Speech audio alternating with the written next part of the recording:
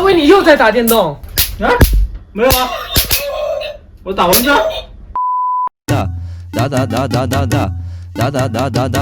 无聊的开箱啊！回到这一档就是无聊最严谨的开箱节目，我是知名数码主持人吴彦祖。今天我们就要来开箱一个黑科技夏日生存神器。好，没有错，就是这一个东西了。好，那我们就小心翼翼的打开包装吧。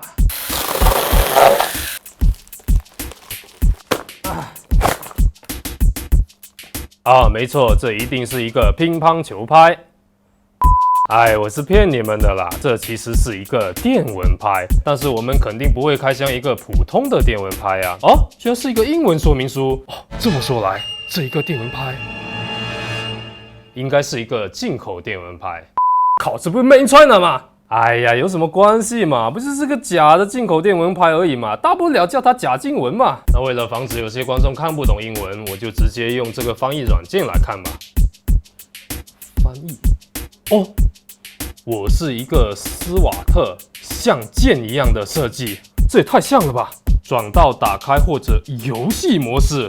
没有错，它这里居然有一个打开和游戏2个模式，它居然有13个令人畏惧的杀掠声音，给你带来现实中游戏的感觉。First blood, double kill, triple kill, ultra rapid kill dominate. 它居然还有 CD 时间0.5秒的 CD 时间。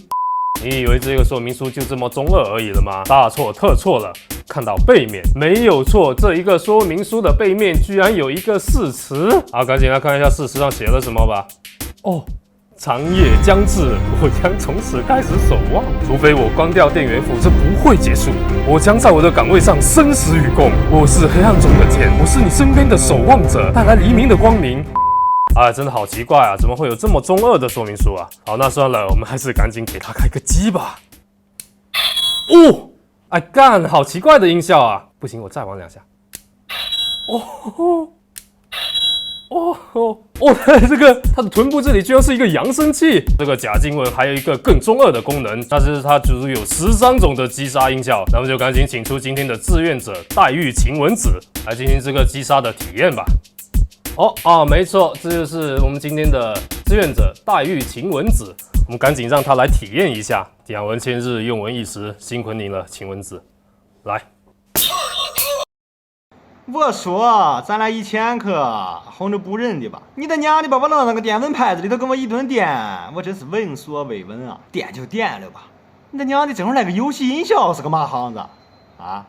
行了吧？现在你是身无分文了，我没了，你知道吧？你知道嘛呀你是光关心你干人啊？嘛行子你小崽子玩意儿！晴雯子。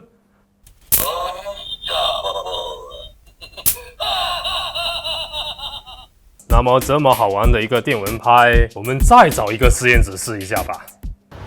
实验工，出去走一走，拿这个。好的，各位老乡，欢迎来到2022年无聊科技夏季赛现场。大家好，我是Ben主。可以看到比赛已经开始，不出所料，新员工开疾跑出门选择下路。作为国服第一打野，他随身只带了一把电蚊拍。没有错，这个是本赛季新出的打野装备，自带嘲讽音效和长续航，而且还有冷却缩减 ，CD 只有0.5秒。那么可以看到新员工选择先到蚊子刷新速度比较快的河道发育，属于一个比较稳健的打法。一个对草丛蚊子的连击。他又使出了一个高烫马加花手的连招，叠了几层的音效，做了一个对线之前的准备。一个传送来到线上，可以看到 AD 和敌方在互相的试探，而新员工只在后排清理兵线。这个时候看到敌方迅速切入了后排，但是还在互相拉扯，双方都很克制啊，果然是世界级的水平。等等，怎么回事？对面的打野好像眩晕了新员工，并且抢到了电蚊拍新员工一直在挠脚，应该是眩晕的同时受到了蚊子攻击血量一直在掉，趁队友配合成功吸引了对方注意力，夺回装备有惊无险什么？居然放过敌方的英雄继续灭蚊果然是专业打野，说打野就只打野。这个时候可以看到他来了线上对线，虽然说电蚊拍是打野装备不如对面强势，但幸运宫还是巧妙的利用了形态上的相似，迷惑对手展开拉扯。除了有一些小失误之外，可以说是有来有回，不相上下，给队友争取到了发育时间。这一波是准备开团了 ，AD 一己之力拖住对面2人组，幸运宫位置很不利啊，李少成太远发挥不了装备优势，根本勾引不到敌方。好的，我们可以看到幸运宫心态崩了，做了一个摆浪的后撤步，这是他的皮肤特效，这应该算是消极比赛了吧？好的，我们可以看到裁判穿黄牌进场，一个警告进入了暂停时间。好的，一段激烈比赛之后，我们也稍作休息，先进入一段广告，稍后再见。点赞、订阅，现在马上。